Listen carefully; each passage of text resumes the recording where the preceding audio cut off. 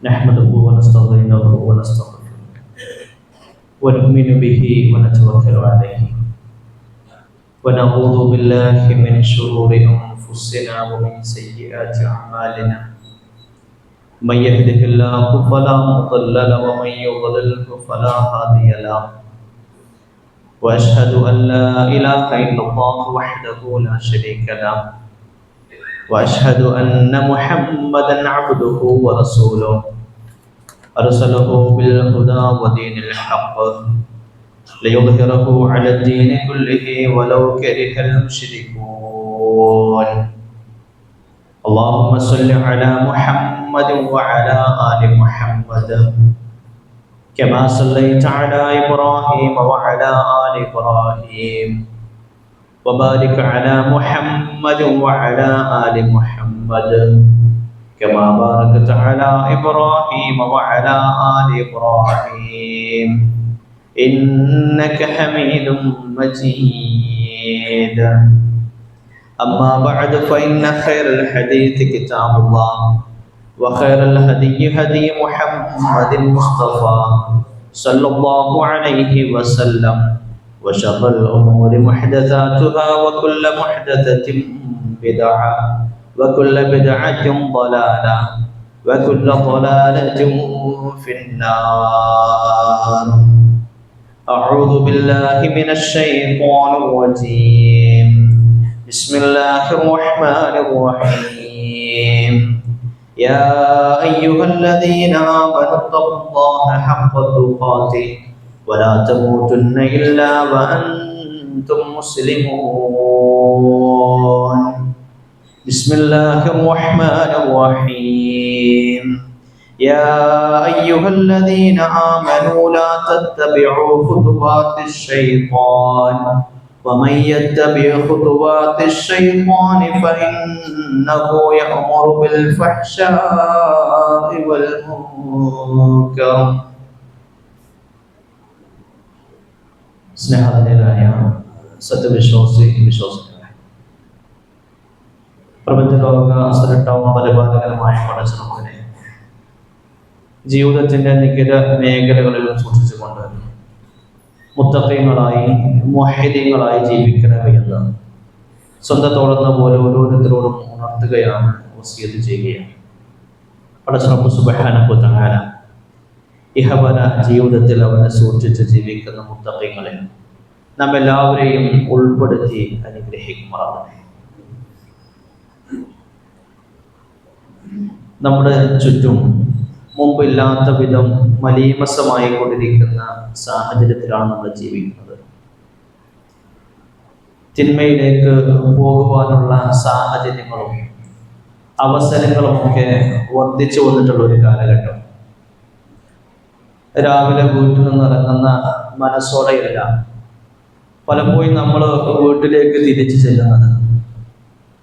സ്വതന്ത്രവാദവും ലഹരിയുടെ അതിപ്രസരണങ്ങളും മറ്റു സാമൂഹിക തിന്മകളുമൊക്കെ വർദ്ധിച്ചു കൊണ്ടിരിക്കുന്ന ഒരു സാഹചര്യത്തിലാണ് നമ്മളുള്ളത്.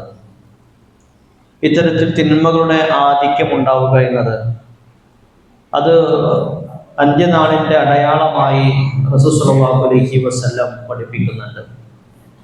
മാത്രവുമല്ല, ഒരു വിശ്വാസിയെ സംബന്ധിച്ചിടത്തോളം ഇത്തരത്തിലുള്ള സാഹചര്യങ്ങൾ അവന്റെ ജീവിതത്തിലെ തീക്ഷ്ണമായ പരീക്ഷണ ഘട്ടമാണ് എന്ന് റസൂൽ സ്വല്ലല്ലാഹു അലൈഹി വസല്ലം ഉണർത്തുന്നതായും ഹദീസുകളിൽ നമുക്ക് കാണാൻ കഴിയും.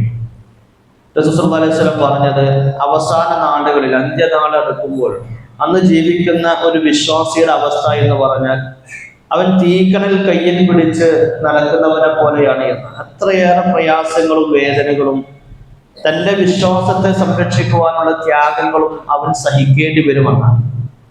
അതുകൊണ്ട് ഇത്തരത്തിലുള്ള സാഹചര്യങ്ങളൊക്കെ നമ്മുടെ മുന്നിലേക്ക് വരുമ്പോൾ നമ്മളെ നിരന്തരം തിന്മയിലേക്ക് വഴി നടത്തുവാൻ വേണ്ടി പിശാച് ശ്രമിച്ചുകൊണ്ടിരിക്കുകയാണ്. പിശാച് അള്ളാഹുവിനോട് പറഞ്ഞൊരു വാഗ്ദാനം തന്നെ, നീ എന്നെ വഴിപിഴവിലാക്കിയത് കാരണം തീർച്ചയായും നിന്റെ ചൊവ്വായ പാതയിൽ അവർക്കായി ഞാൻ കാത്തിരിക്കുമെന്ന് എന്ന് പറഞ്ഞാൽ, അള്ളാഹുവിന്റെ നേരായ മാർഗത്തിൽ സഞ്ചരിക്കുന്ന ആളുകൾക്ക് അവരെ പിഴവിലേക്ക് നടത്തുവാൻ വേണ്ടി പിശാച് സദാ ശ്രമിച്ചുകൊണ്ടിരിക്കുകയാണ്. അവിടെ അല്ലാഹു സുബ്ഹാനഹു വ തആല വിശ്വാസികളെ വിളിച്ചുകൊണ്ട് ഒരു ജാഗ്രതാ നിർദ്ദേശം നൽകുന്നുണ്ട്. അത് പ്രകാരമാണ് യാ അയ്യുഹല്ലദീന ആമനു ലാ തത്തബിഉ ഖുതുവാത്തിശ് ശൈത്വാൻ. വിശ്വാസികളെ, നിങ്ങൾ ഒരിക്കലും ശൈത്വാന്റെ കാലടികളെ, ശൈത്വാന്റെ പിന്നാലെ നിങ്ങൾ പോകരുത്. വമൻ യത്തബിഉ ഖുതുവാത്തിശ് ശൈത്വാനി ഫഇന്നഹു യഅ്മുറു ബിൽ ഫഹ്ശാഇ വൽ മുൻകർ. ആരെങ്കിലും പിശാചിന്റെ കാലടികളെ പിൻപറ്റുകയാണെങ്കിൽ നിശ്ചയമായും അവൻ അവരോട് നീചവൃത്തിക്കും ദുരാചാരങ്ങൾക്കും വേണ്ടി കൽപ്പിച്ചുകൊണ്ടേയിരിക്കും. അതുകൊണ്ട് പിശാചിനെ നിങ്ങൾ എപ്പോഴും സൂക്ഷിക്കണം. അവന്റെ കാലടികളെ നിങ്ങൾ പിൻപറ്റരുത് എന്ന് അല്ലാഹു സുബ്ഹാനഹു വ തആല വിശ്വാസികൾ വിളിച്ചു ഉണർത്തുന്നുണ്ട്. പിശാച് നിങ്ങളുടെ ശത്രുവാണ് എന്നും ആ പിശാചിനെ നിങ്ങൾ ശത്രുവായി തന്നെ കാണണമെന്നും എപ്പോഴും നിങ്ങളുടെ പ്രവർത്തനങ്ങളിൽ തിന്മകൾ സംഭവിക്കുന്നതിനെ തൊട്ട് നിങ്ങൾ ജാഗ്രത കാണിക്കണമെന്നും വിശ്വാസികൾ വിളിച്ചിട്ട് അല്ലാഹു ഉണർത്തുന്നുണ്ട്. ഈ പിശാച് മനുഷ്യനെ വഴിതെറ്റിക്കുവാനുള്ള പല വഴികളും തേടിക്കൊണ്ടിരിക്കുമെന്ന, പല വഴികളിലൂടെയും യഥാർത്ഥ വിശ്വാസികളെ, സന്മനസ്സുള്ള ആളുകളെ വഴിതെറ്റിക്കുവാനുള്ള പല വഴികളും പിശാച് അന്വേഷിക്കുമെന്നാണ്. ആ വഴികളെ കുറിച്ച് പണ്ഡിതന്മാർ ഇങ്ങനെ ചർച്ച ചെയ്യുന്നത് കിതാബുകളിലൂടെ നമുക്ക് കാണാൻ കഴിയും. പിശാച് മനുഷ്യനെ വഴിതെറ്റിക്കുന്ന വ്യത്യസ്തങ്ങളായ രൂപങ്ങളുണ്ട്. ആ വഴികളെ തൊട്ട്, ആ പിശാചിന്റെ ആ വഴികേടിലേക്ക് ഒരിക്കലും ചെന്നടുക്കരുത്. അതിൽ നിന്ന് നിങ്ങൾ ജാഗ്രത കാണിക്കണമെന്ന് പണ്ഡിതന്മാർ നമുക്ക് ഓർമ്മപ്പെടുത്തുന്ന ചില സാഹചര്യങ്ങളുണ്ട്. ഒന്നാമതായി അവർ പറയുന്നത്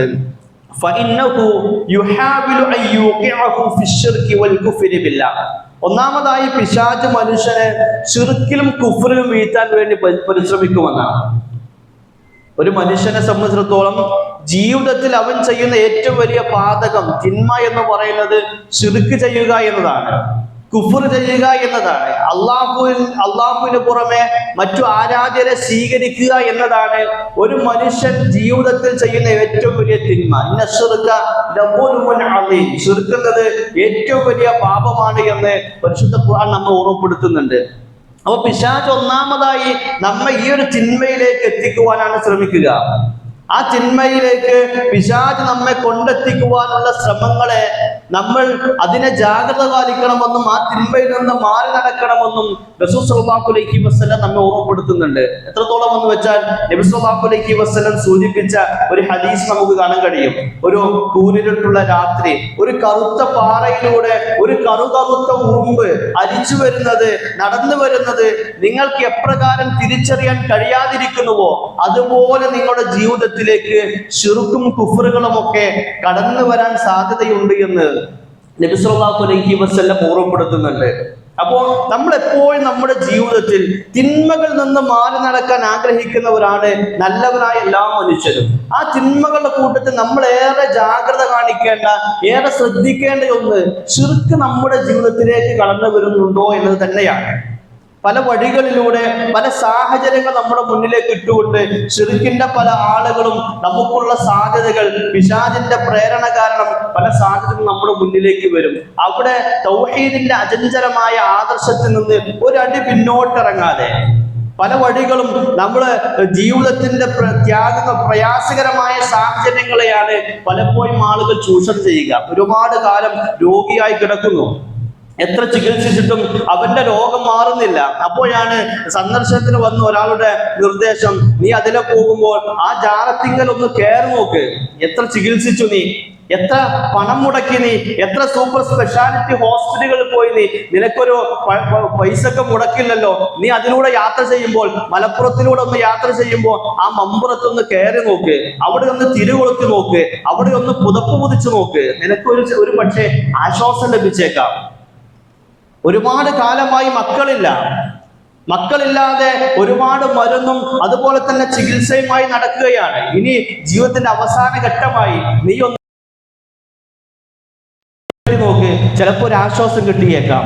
അങ്ങനെയുള്ള ചില ആളുകളുടെ അല്ലെങ്കിൽ ഇങ്ങനെയുള്ള ശിർക്കൻ വിശ്വാസങ്ങളിലേക്ക് പതിയെ പതിയെ നമ്മുടെ മനസ്സുകൾ ഇഷ്ടപ്പെട്ടു പോകുന്നുണ്ടോ എന്ന് നമ്മളെപ്പോഴും ഒന്ന് സൂക്ഷിക്കേണ്ട കാര്യമാണ്. ചിലപ്പോഴൊക്കെ നമ്മുടെ മക്കളുടെ മദ്രസകളിലൊക്കെ പഠിക്കുന്ന മക്കളുടെ കൈകളിലും അരകളിലുമൊക്കെ ചില ചിരടുകൾ, ചില നൂലുകൾ, ഏലസുകളൊക്കെ പലപ്പോഴും കാണാറുണ്ട്. അതിനെക്കുറിച്ച് ചോദിക്കുമ്പോൾ ആ മക്കൾ സത്യസന്ധമായി പറയാവുന്ന ഒരു മറുപടി എന്ന് പറയുന്നത്, ഉമ്മയുടെ വീട്ടിൽ പോയപ്പോൾ അവിടുന്ന് ഉമ്മമ്മ കെട്ടിത്തന്നതാണ്, അത് ഉമ്മമ്മ കെട്ടിക്കൊടുത്തതുകൊണ്ട് ഞാനത് അയക്കുകയും വേണ്ട എന്ന് ഞാൻ തീരുമാനിച്ചു. അങ്ങനെ നമ്മുടെ അള്ളാഹുവിന് പുറമെയുള്ള നമ്മുടെ വിശ്വാസത്തിലേക്ക് ഉറുപ്പുകളും മേലസുകളും ചിരടുകളും ഒക്കെ കടന്നു വരുന്നുണ്ടോ എന്ന്, അല്ലെങ്കിൽ ശിർക്കിന്റെ ഏതെങ്കിലുമൊക്കെ വഴികേടിലേക്ക് നമ്മൾ അറിയാതെയെങ്കിലും പ്രവേശിക്കുന്നുണ്ടോ എന്ന് എപ്പോഴും നമ്മൾ ജാഗ്രത കാണിക്കേണ്ടതുണ്ട്. കാരണം പിശാച് നമ്മളെ സദാ തിന്മയിലേക്ക് നമ്മളെ വഴി നടത്താൻ ശ്രമിച്ചുകൊണ്ടിരിക്കുകയാണ്. ആ തിന്മയിൽ ഏറ്റവും വലിയ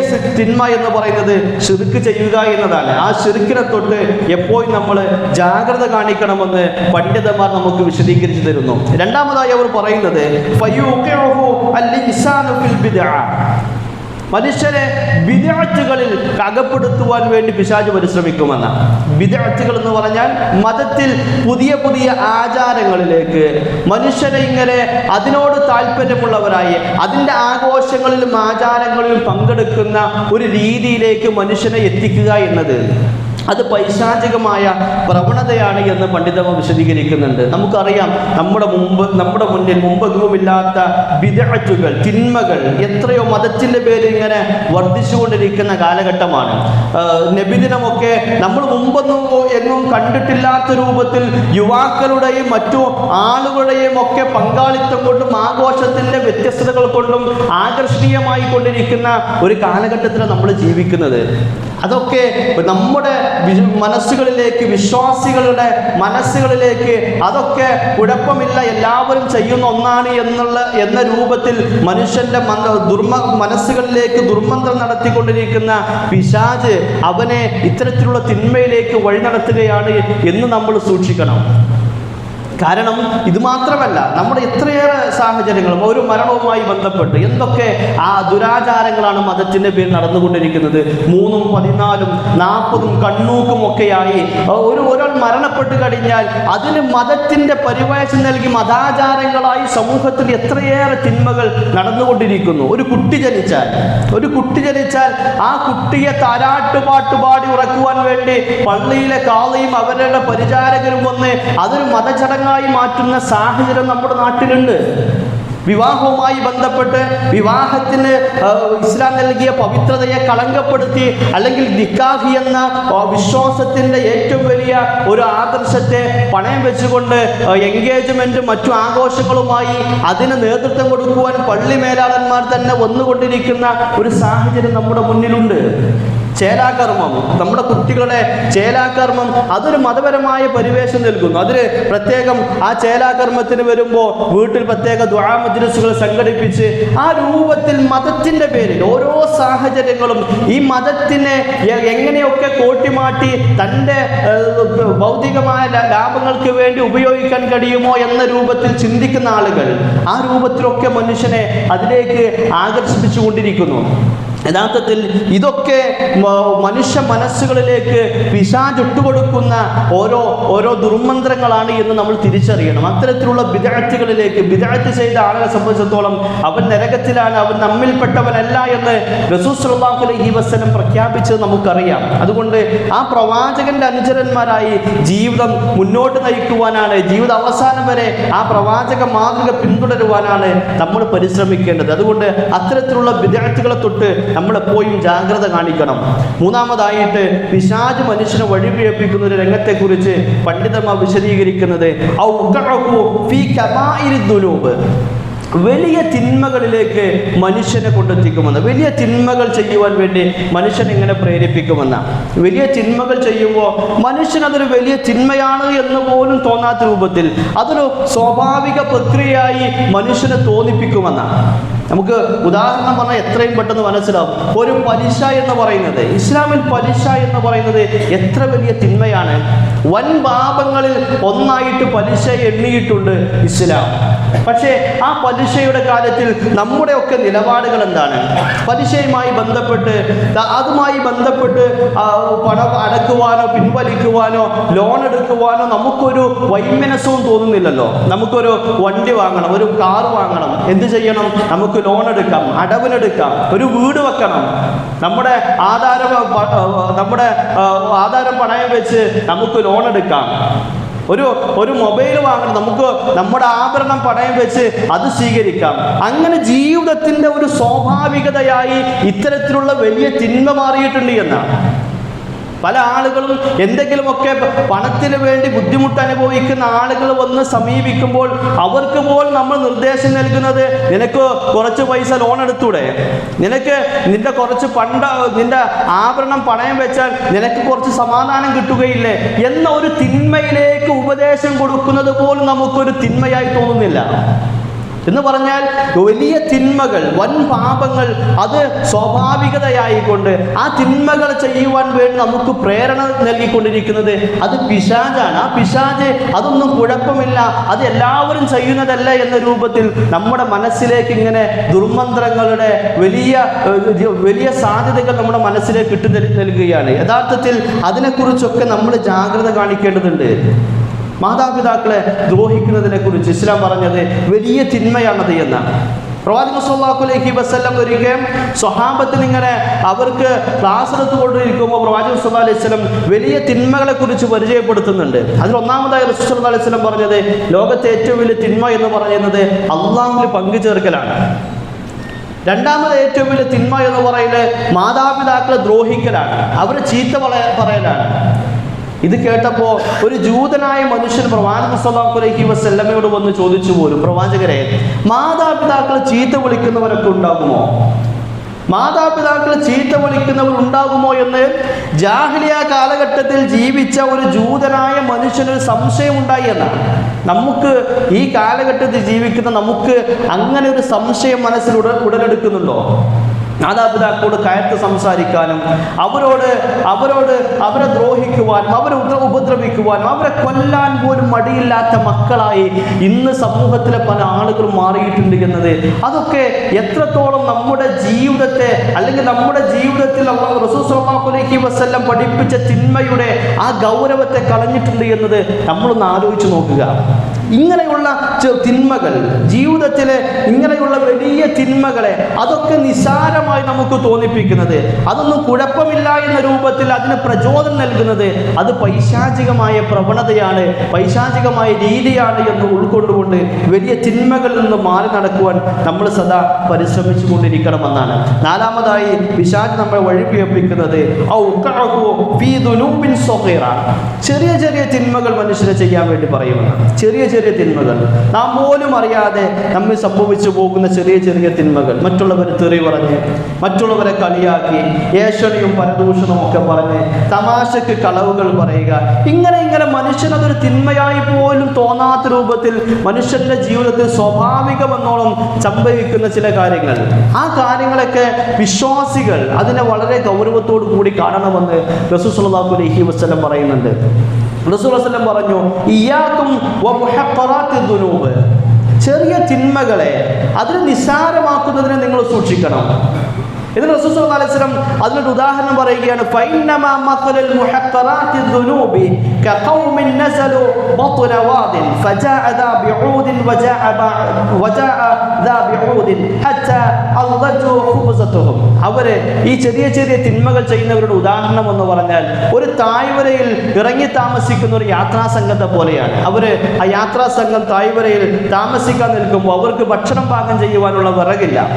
ആ സമയത്ത് യാത്രാ സംഘത്തിലെ ഓരോ ആളുകളും വ്യത്യസ്ത വഴികളിലൂടെ പോയി ഓരോ കൊള്ളി വിറകുകളും അവർ ശേഖരിച്ചു വന്നു. അങ്ങനെ എല്ലാവരും ശേഖരിച്ചു വന്നപ്പോൾ അവർക്ക് മുഴുവൻ പാചകം ചെയ്യുവാനുള്ള വിറക് ശേഖരമായി എന്ന് റസൂൽ സ്വല്ലല്ലാഹു അലൈഹി വസല്ലം പറയുകയാണ്. ആ രൂപത്തിൽ ചെറിയ ചെറിയ തിന്മകൾ ചെയ്യുമ്പോൾ അതിങ്ങനെ കൂടി വലിയ തിന്മയായി പാരത്രിക ലോകത്ത് നമ്മൾ അനുഭവിക്കേണ്ടി വരുമെന്ന് റസൂൽ സ്വല്ലല്ലാഹു അലൈഹി വസല്ലം പറയുന്നുണ്ട്. നാളെ പാരത്രിക ലോകത്ത് ഒരു വിഭാഗം ആളുകൾ അവർ ഒരുപാട് നന്മകളുടെ കൂമ്പാരമായി അവിടെ വരുമ്പോൾ അതൊക്കെ നിഷ്ഫലമായി പോകുവാൻ ഒരു കാരണമായി റസൂൽ സല്ലല്ലാഹു അലൈഹി വസല്ലം പറഞ്ഞത് ഇത്തരത്തിലുള്ള ചെറിയ ചെറിയ തിന്മകളാണ്. നമ്മൾ അതിനെ തൊട്ട് ഒരു വിശ്വാസ ജീവിതത്തിൻ്റെ അവൻ്റെ വാക്കിലും പ്രവൃത്തിയിലും നടപ്പിലുമൊക്കെ സൂക്ഷ്മത കാണിക്കണമെന്നാണ്. ഒരു ചെറിയ തിന്മ പോലും സംഭവിക്കാൻ പാടില്ല. അറിയാതെ സംഭവിച്ചു കഴിഞ്ഞാൽ അള്ളാഹുവിനോട് ഇസ്തിഗ്ഫാർ നടത്തി ആ പാപത്തിൽ നിന്ന് മുക്തി നേടുവാൻ വേണ്ടി അവൻ പരിശ്രമിക്കണമെന്ന്. ഏതൊരു ചെറിയ തിന്മയും, ഏറ്റവും ചെറിയ നിസ്സാരമായി നമ്മൾ കാണുന്ന ഒന്നാണല്ലോ നിര്യാണിക്ക് താഴെ വസ്ത്രമിടുക എന്നത്. നമ്മുടെ മക്കളുടെ, നമ്മുടെ സ്കൂളിലും മദ്രസയിലും ഒക്കെ പോകുന്ന മക്കളുടെ അവരുടെ കാലുകളിലേക്കൊന്ന് നമ്മൾ നോക്കുക. എത്ര ആളുകളാണ് നിര്യാണിക്ക് മുകളിൽ വസ്ത്രം ധരിക്കുന്നത് എന്ന്. അതൊക്കെ ഒരു സ്വാഭാവികതയായി മാറിയിരിക്കും. നിര്യാണിക്ക് താഴെ വസ്ത്രം ധരിക്കുന്നവൻ അള്ളാഹു പാരത്രിക ലോകത്ത് അവനിലേക്ക് തിരിഞ്ഞു നോക്കുകയില്ല എന്നും അവനെ പരിഗണിക്കുകയില്ല എന്നും റസൂൽ സല്ലല്ലാഹു അലൈഹി വസല്ലം പഠിപ്പിച്ചതാണ്. നമ്മുടെ പെൺകുട്ടികളുടെ വസ്ത്രധാരണം അതൊക്കെ ഒരു നിസ്സാരമായി സ്വാഭാവികതയായി നമ്മളിങ്ങനെ കണ്ടുകൊണ്ടിരിക്കുന്നു, അല്ലെങ്കിൽ അതിന് നമ്മൾ അനുമതി കൊടുത്തുകൊണ്ടിരിക്കുന്നു. എന്നാൽ പാരത്രിക ലോകത്ത് ഇതൊക്കെ വലിയ തിന്മയായി, ആ നരകത്തിന്റെ വിറകൊള്ളികളാകാൻ കാരണമായി തീരുന്ന വലിയ തിന്മയായി ഇത് മാറുമെന്ന ബോധ്യം നമുക്കുണ്ടായിരിക്കണമെന്നാണ് നമ്മുടെ ഈ ഒരു സമയത്ത് ഓർമ്മപ്പെടുത്തുവാനുള്ളത്. അത്തരത്തിൽ നമ്മുടെ ജീവിതത്തിൽ സംഭവിക്കുന്ന എല്ലാ തിന്മകളിൽ നിന്നും നമുക്ക് മാറി നടക്കാൻ കഴിയണം. അഞ്ചാമതായിട്ട് പിശാച് മനുഷ്യനെ വഴി തെറ്റിക്കുന്ന മറ്റൊരു രൂപത്തെക്കുറിച്ച് പണ്ഡിതന്മാർ വിശദീകരിക്കുന്നത്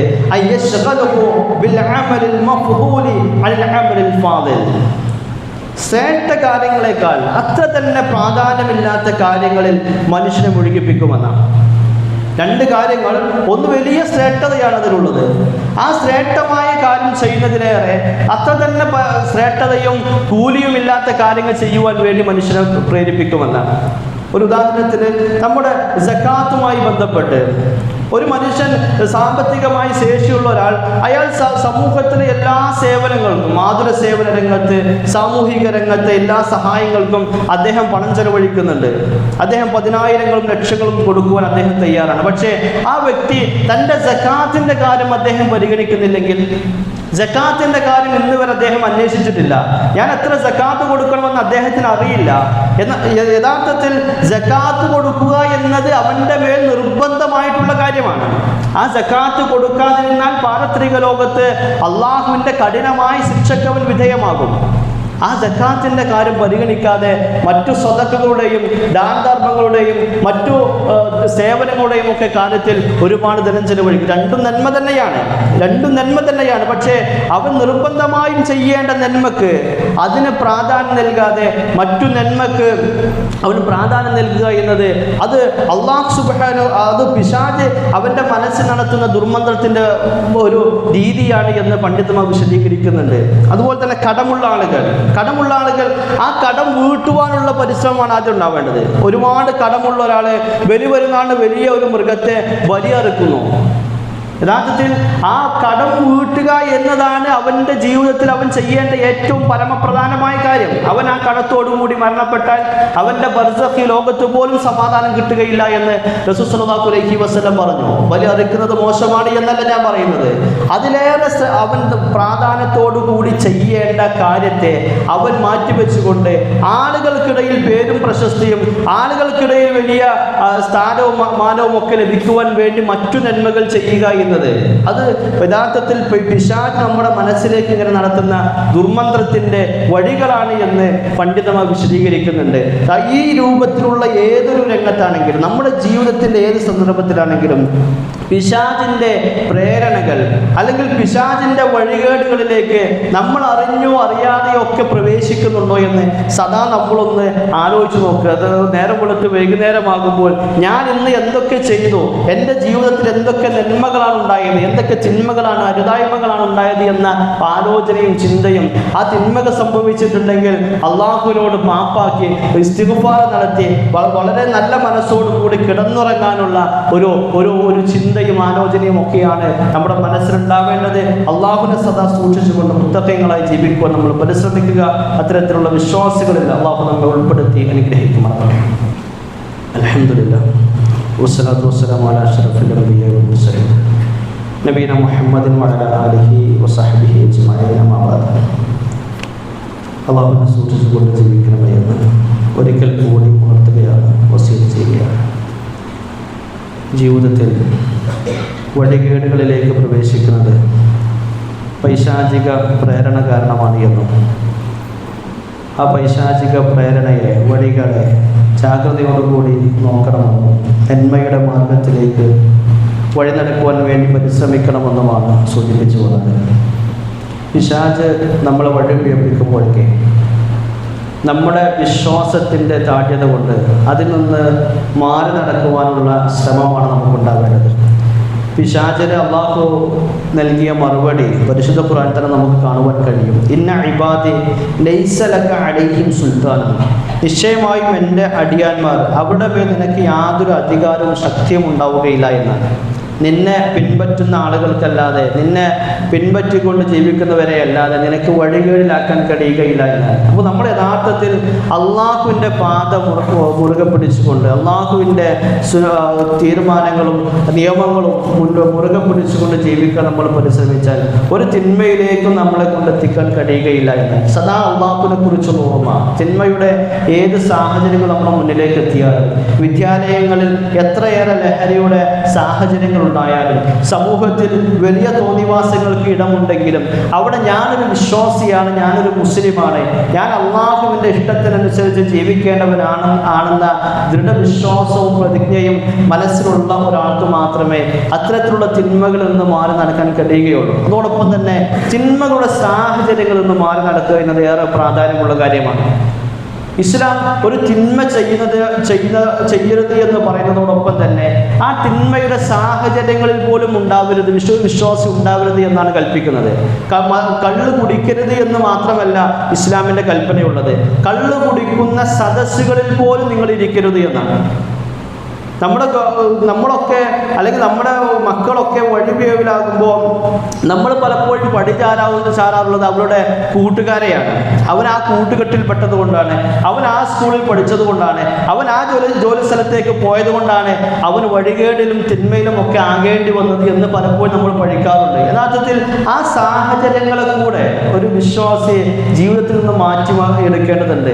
തിന്മയുടെ സാഹചര്യങ്ങളിൽ പെടുന്നൊരവസ്ഥ, അതിൽ നിന്ന് മാറി നടക്കുവാനാണ് ഒരു വിശ്വാസി എപ്പോഴും ശ്രമിക്കേണ്ടത്. അതോടൊപ്പം തന്നെ ജീവിതത്തിൽ എപ്പോഴും ജീവിതത്തിൽ പ്രാർത്ഥനയെ അവൻ്റെ ഒരു ആയുധമായി സ്വീകരിക്കുവാൻ റസൂൽ സ്വല്ലല്ലാഹു അലൈഹി വസല്ലം നമ്മെ ഉപദേശിച്ചിട്ടുണ്ട്. എപ്പോഴും വീട്ടിൽ നിന്ന് ഇറങ്ങുമ്പോൾ നബി സ്വല്ലല്ലാഹു അലൈഹി വസല്ലം പ്രാർത്ഥിക്കാൻ പറഞ്ഞ ഒരു പ്രാർത്ഥന ഇപ്രകാരമാണ്: അല്ലാഹുമ്മ ഇന്നി അഊദു ബിക അൻ അദില്ല ഔ ഉദല്ല. അല്ലാഹുവേ, വഴി തെറ്റിക്കപ്പെടുകയോ ചെയ്യുന്നതിൽ നിന്നും, ഔ അസില്ല ഔ ഉസല്ല, സത്യത്തിൽ നിന്ന് വ്യതിചലിപ്പിക്കപ്പെടുകയോ ചെയ്യുന്നതിൽ നിന്നും, ആക്രമിക്കുകയോ ആക്രമിക്കപ്പെടുകയോ ചെയ്യുന്നതിൽ നിന്നും, ഞാൻ വിഡ്ഢിത്തരം ചെയ്യുന്നതിൽ നിന്നോ വിഡ്ഢിയാക്കപ്പെടുന്നതിൽ നിന്നോ എന്നെ നീ കാത്തു സംരക്ഷിക്കണമേ എന്ന് പ്രാർത്ഥിക്കണമെന്ന് റസൂൽ സ്വല്ലല്ലാഹു അലൈഹി വസല്ലം പറയുന്നുണ്ട്. അപ്പോൾ എല്ലാ തിന്മകളെ തൊട്ടും ജാഗ്രത കാണിക്കുന്നതോടൊപ്പം, ആ തിന്മയിൽ നിന്ന് മാറി നടക്കാൻ ശ്രമിക്കുന്നതോടൊപ്പം അള്ളാഹുവിനോട് വഴികേടിലാകാതിരിക്കുവാൻ വേണ്ടി, തിന്മകളിൽ നിന്ന് മുക്തമാകുവാൻ വേണ്ടി സദാ പ്രാർത്ഥിക്കുന്നവനായിരിക്കണം ഒരു വിശ്വാസി എന്ന് പ്രവാചകൻ സ്വല്ലല്ലാഹു അലൈഹി വസല്ലം നമ്മെ ഓർമ്മപ്പെടുത്തുന്നുണ്ട്. ഇത്തരത്തിൽ ജീവിതത്തിൽ അള്ളാഹുവിനെ സൂക്ഷിച്ചുകൊണ്ട് പ്രവാചകൻ സ്വല്ലല്ലാഹു അലൈഹി വസല്ലം നമുക്ക് കാണിച്ചു തന്ന നന്മയാർന്ന മാർഗത്തെ, സുഹൃതങ്ങളെ ജീവിതത്തിൽ സ്വീകരിച്ചുകൊണ്ട് ആ മാർഗത്തിൽ മുന്നോട്ട് നയിക്കുവാൻ വേണ്ടി നമ്മൾ പരിശ്രമിക്കുക. അല്ലാഹു സുബ്ഹാനഹു വ തആല അത്തരത്തിൽ അവൻ്റെ നന്മയാർന്ന മാർഗത്തിൽ ജീവിക്കുന്ന വിശ്വാസികളിൽ നമ്മെല്ലാവരെയും ഉൾപ്പെടുത്തി അനുഗ്രഹിക്കുമാറാവട്ടെ. സഹോദരങ്ങളെ, നമ്മിൽ നിന്ന് കഴിഞ്ഞ ദിവസം വിട പറഞ്ഞു പോയ നമ്മുടെ ഇർഷാദിൻ്റെ മുൻ മെമ്പറായിരുന്ന സി അലിക്കുട്ടിക്ക, അദ്ദേഹത്തിൻ്റെ വിയോഗം നമുക്കൊക്കെ തീരാവേദനയാണ്. നമുക്ക് അദ്ദേഹത്തിന് വേണ്ടി അർപ്പിക്കുവാനുള്ളത് ആത്മാർത്ഥമായ പ്രാർത്ഥനകളാണ്. അദ്ദേഹത്തിൻ്റെ സേവനങ്ങൾ അല്ലാഹു സുബ്ഹാനഹു വ തആല നാളെ പാരത്രിക ലോകത്ത് നന്മയായി അദ്ദേഹത്തിന് ചൊരിയുമാറാവട്ടെ. അദ്ദേഹത്തിന് സംഭവിച്ചു പോയിട്ടുള്ള സകല തിന്മകളും അല്ലാഹു സുബ്ഹാനഹു വ തആല പുറത്ത് മാപ്പാക്കി കൊടുത്ത് അവൻ്റെ ജന്നാത്തുൽ ഫിർദൗസിൽ ഒരുമിച്ച് കൂട്ടി അനുഗ്രഹിക്കുമാറാവട്ടെ. അദ്ദേഹത്തെയും നമ്മെയും അല്ലാഹു അവൻ്റെ ജന്നാത്തുൽ ഫിർദൗസിൽ ഒരുമിച്ച് കൂട്ടി അനുഗ്രഹിക്കുമാറാവട്ടെ. അതോടൊപ്പം ഇന്നത്തെ നമ്മുടെ പിരിവ് കേന്ദ്ര പള്ളിപ്പണ്ടിലേക്കുള്ളതാണ്. അതിലേക്ക് ഉദാരമായി ധാരാളമായി നമ്മൾ സംഭാവന ചെയ്യണമെന്ന് ഓർമ്മപ്പെടുത്തുകയാണ്. പള്ളി നിർമ്മാണത്തിന് വേണ്ടി അത്തരത്തിലുള്ള സംരംഭങ്ങൾക്ക് വേണ്ടി നമ്മൾ നൽകുന്ന ഓരോ ദാനവും നാളെ പാരത്രിക ലോകത്ത് എന്നും നിലനിൽക്കുന്ന അമലുകളായി റസൂലുള്ളാഹി അലൈഹി വസല്ലം പഠിപ്പിച്ചതാണ് എന്ന ഓർമ്മയോടുകൂടി അതിലേക്ക് നമ്മുടെ കഴിയുന്ന രൂപത്തിൽ സഹായിക്കുവാനും സഹകരിക്കുവാനും തയ്യാറാവണമെന്ന് ഗൗരവപൂർവ്വം ഓർമ്മപ്പെടുത്തുകയാണ്. അല്ലാഹു സുബ്ഹാനഹു വ തആല നമ്മുടെ എല്ലാ ദാനധർമ്മങ്ങളും സ്വതക്കകളും സൽക്കർമ്മങ്ങളും ഒക്കെ നമ്മിൽ നിന്ന് സ്വാലിഹായ അമലായി സ്വീകരിക്കുമാറാവട്ടെ. നമ്മിൽ നിന്ന് വന്നുപോയിട്ടുള്ള ചെറുതും വലുതുമായ തെറ്റുകുറ്റങ്ങൾ പടച്ച റബ്ബ് സുബ്ഹാനഹു വ തആല പുറത്ത് മാപ്പാക്കി തീരുമാറാവട്ടെ. രോഗങ്ങൾ കൊണ്ട് പ്രയാസം അനുഭവിക്കുന്ന ആളുകൾ നാഥ അവരുടെ രോഗം നീ ശിഫയാക്കി കൊടുക്കുമാറും റഹ്മാനെ. അള്ളാഹുവെ, ഞങ്ങളിൽ നിന്ന് മരണപ്പെട്ടു പോയ ഞങ്ങളുടെ മാതാപിതാക്കൾ, ബന്ധുമിത്രാദികൾ, സുഹൃത്തുക്കൾ, സഹോദരങ്ങൾ നാഥ അവരുടെ ഖബറിനെ വിശാലമാക്കി കൊടുക്കുമാറും റഹ്മാനെ. അവരെയും ഞങ്ങളെയും നീ നിന്റെ ജന്നാത്തുൽ ഫിർദൗസിൽ ഒരുമിച്ച് കൂട്ടി അനുഗ്രഹിക്കുമാറും റഹ്മാനെ. اللهم اغفر للمؤمنين والمؤمنات والمسلمين والمسلمات والأحياء منهم والأموات إنك مجيب الدعوات يا قاضي الحاجات. اللهم أجرنا من النار، اللهم أجرنا من النار، اللهم أجرنا من النار. اللهم يا مقلب القلوب ثبت قلوبنا على دينك. اللهم يا مقلب القلوب ثبت قلوبنا على دينك. ربنا آتنا في الدنيا حسنة وفي الآخرة حسنة وقنا عذاب النار. ربنا تقبل منا دعاءنا إنك أنت السميع العليم وتب علينا إنك أنت التواب الرحيم. آمين آمين برحمتك يا أرحم الراحمين والحمد لله رب العالمين.